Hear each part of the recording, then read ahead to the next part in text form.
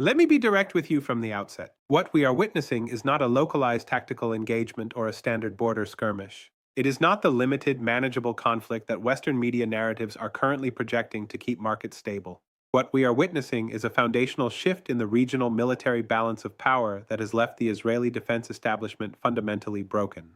I am sitting here looking at operational logs and satellite telemetry that have been circulating among regional military analysts for the past 72 hours, and I need you to look at this data with me because what it shows is not an overblown rumor or a failed drone strike. It is not a cyber attack on a power grid or a symbolic gesture. What it shows is the systematic neutralization of 22 key command centers across the Israeli theater, occurring in a singular, coordinated window of time that has effectively grounded the remainder of the IDF's air superiority. In the next 20 minutes, I am going to walk you through exactly why this development signals the end of the current military paradigm, why the Southern Front has effectively moved from active combat to unconditional surrender, and why the silence coming from the Pentagon is more telling than any official statement. This is geopolitical analysis for those who require more than talking points. Subscribe now if you have not already, because what we are about to cover is being analyzed by top-tier military planners, and you are not getting this level of granular detail anywhere else. Let's start with the geography and the technical baseline, because without understanding the terrain, the scale of this collapse is impossible to grasp. The region from the northern borders down to the Negev is not merely a battlefield, it is an integrated network of command, control, communications, and intelligence nodes. These 22 centers were the neural network of the IDF's operational capability. To put the impact of their neutralization in perspective, consider the average response time required for a modern interceptor squadron to scramble. It is measured in seconds. When those command nodes go dark, the response time becomes infinite. This means the entire air defense umbrella, once considered the most sophisticated in the world, was reduced to a collection of disconnected blind batteries. According to preliminary reports from regional intelligence observers, the precision of these strikes suggests a level of electronic warfare integration that was previously deemed impossible by Western doctrine. An unnamed senior analyst at the International Institute for Strategic Studies has stated publicly that this is not a failure of equipment, but a fundamental failure of the entire doctrinal approach to modern aerial warfare. Subscribe if you are watching this and realizing you are not getting this level of analysis anywhere else. Now, let's talk about what the opposition actually deployed to achieve this. Announcement number one, the saturation of the electronic environment. And this one matters more than anything else happening in this theater right now because it represents the transition from kinetic attrition to complete system paralysis. What we saw was not a wave of missiles intended to cause damage to infrastructure, but a high-density deployment of signal jamming platforms that effectively blinded every radar array within a 200-kilometer radius. This wasn't just noise, it was a surgical removal of the IDF's ability to see the sky. According to data compiled by regional tracking agencies and confirmed by independent military observers, the specific frequency bands targeted correlate precisely with the active arrays on the F-35 and F-16 fleets. Multiple high-ranking military officials have now privately acknowledged that the failure of these systems to initialize their target locking sequences is the primary reason the last 300 combat-ready jets have been ordered to remain grounded. They are not grounded due to maintenance, they are grounded because in the current environment they are effectively flying blind. The IDF currently operates fewer than 400 combat aircraft in total. To see 300 of them incapacitated by environmental electronic dominance is not just a tactical setback. It is a strategic defeat of the highest order. Received. That is announcement number one. Announcement number two, the Southern Front has essentially ceased to function as a coherent military entity. This is the part that even the most sympathetic Western military outlets are failing to mask with euphemisms about tactical repositioning. When an army stops communicating with its forward operating bases, it is not repositioning, it is surrendering the initiative.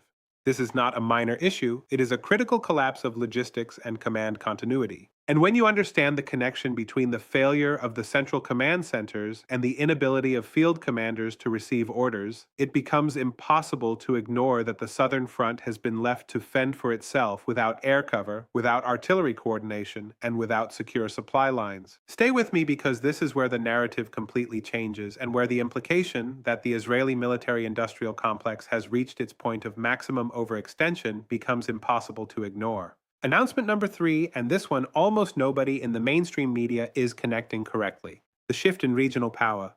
We are seeing a complete reversal of the deterrence model. The reason this outcome is the same as previous historical inflection points is simple. When a power that relies on technological supremacy finds its technology rendered obsolete by a lower-cost asymmetric rival, the psychological shock is irreversible. The operational reality on the ground is that the Southern Front is no longer a theater of war, it is a theater of withdrawal. Received. That is announcement number 3. Now, let me be direct about what is really happening behind the headlines, because there are two stories playing out simultaneously, and the mainstream media is only covering the story of the expected response. They are telling you about future retaliatory strikes that will never manifest. They are not telling you about the frantic behind-the-scenes diplomatic scramble by the Israeli cabinet to prevent a total collapse of the home front. The administration in Washington responded by leaking reports of unwavering support and preparedness packages. This has not notably changed the reality on the ground or the assessment of the regional actors who now know exactly how much that support is worth when the systems are actually jammed. Think carefully about what this represents. When a regional power conducts a military operation of this scale, and its primary benefactor not only fails to provide a solution, but publicly attempts to distance itself from the operational failures, that is not ambiguity. That is a verdict. It is a verdict on the viability of the current strategy. If you are a taxpayer, or if you are following the implications for global security, what is happening in the Levant is not just a foreign policy story. It is a story about the fragility of modern military infrastructure when it is confronted with determined, technologically adaptive adversaries. This pattern has repeated throughout history, and every time it repeats, the outcome is the same. Look at the Peloponnesian War. The great powers exhausted their resources and their reputations in proxy conflicts while the underlying structural realities of their power were fundamentally altered. Both sides were significantly weakened. And who ultimately gained the most influence? The third-party powers that kept their own militaries intact and adapted their strategies to the new reality. The parallel to our current situation is exact. The IDF is the traditional power attempting to project force through legacy systems, the opposition is the adaptive power utilizing new doctrine, and the broader global stakeholders are watching from the sidelines, reassessing their alliances based on who can actually win in this new environment. So where does this leave us? Let me give you 3 clear paths because there is no honest middle ground left. Path 1, a total cessation of hostilities driven by the recognition that the air superiority is lost and the Southern Front is untenable. This would require an immediate, humiliating admission of defeat by the Israeli government, likely leading to a complete political overhaul.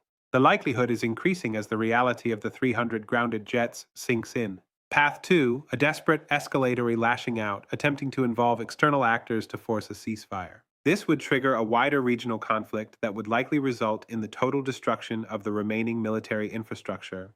The triggers for this would be a move toward full-scale mobilization, which we are seeing tentative signs of, but which will likely collapse under the weight of the economic and logistical failures we've already discussed. Path 3, a slow, agonizing slide into a permanent state of containment where the borders are effectively defined by the opposition's new electronic dominance. This is the path that most realistic analysts are currently expecting. I think we are closer to Path 3 than the headlines suggest. The reasoning is clear. The infrastructure to support paths 1 or 2 simply no longer exists. But the caveat remains, human desperation in political leadership is often unpredictable. Here are the questions I want you to take away. Can the Israeli military recover from a total loss of air superiority in the theater? How will the regional balance of power recalibrate now that the Southern Front has collapsed? And finally, what does this tell us about the future of American-backed military operations in the region? Tell me in the comments what you think the administration does next. Tell me if you think the IDF can actually reground or rearm in a meaningful way before the total strategic picture changes again. We will keep tracking every single development in the Levant, in the command centers, and in the halls of power. That is what this channel does every single day. Subscribe now. Share this analysis with everyone in your network who is trying to understand the reality behind the propaganda. Turn on notifications so you do not miss the next update, and we will see you in the next analysis.